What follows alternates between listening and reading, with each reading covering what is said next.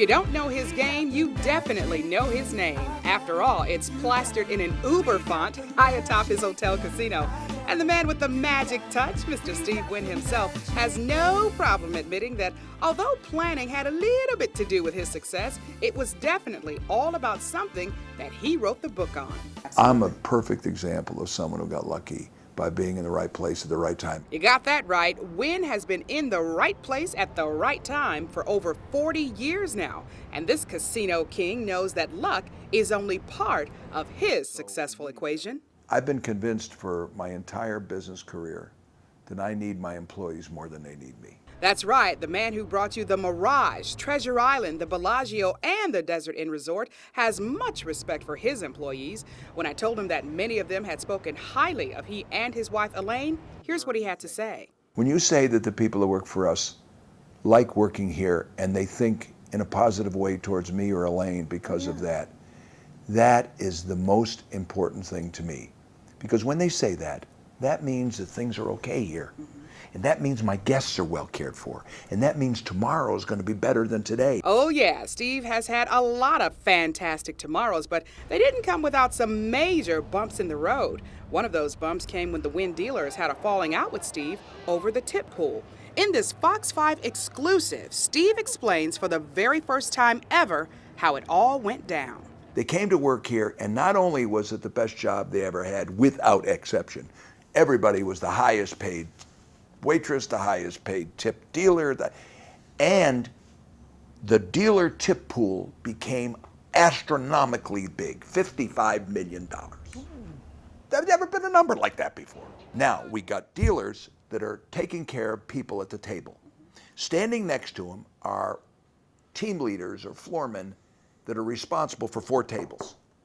For the same thing the dealers are for, talking to the customers, making friends, buying them drinks, serving them.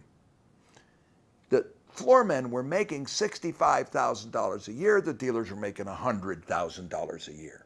No one wanted to be a floorman.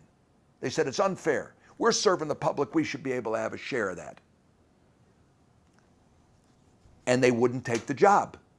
I had people dealing that had been shift managers and casino managers, but they wouldn't take the job of watching the games, the 4 games. I had a terrible problem. Yes, he did, but he didn't duck or dodge the problem. Instead, he faced it head on. The end result was the $55 million pot was split. Instead of the team leaders making $65,000 a year, they now make $100,000 a year.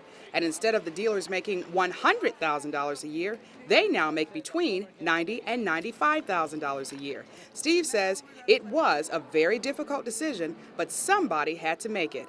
And hey, when you're in that position all the time, like Steve Wynn is, surely you get tired and run down, right? No, I'm always saying to myself, because I only see mistakes, if I could do one more, maybe, just maybe, I'll get it right. Because we're students of this, never masters of it.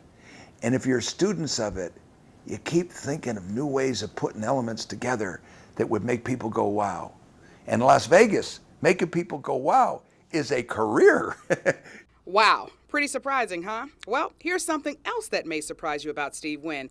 When it comes to balancing his personal life and his business life, he's kind of like you and me. Sometimes I do a good job, other times I do a terrible job. I'm like everybody else. I'm semi-successful in my personal life. I have good days and bad days. Yeah. So, welcome to the club. Right. I get ashamed of myself on a regular basis, and I get proud of myself on occasions. Wynn will soon have even more to be proud of when he opens his new signature resort. You know the name, Encore. It happens in December of this year. Yet another jewel in the desert for the man who's made our city even more magical.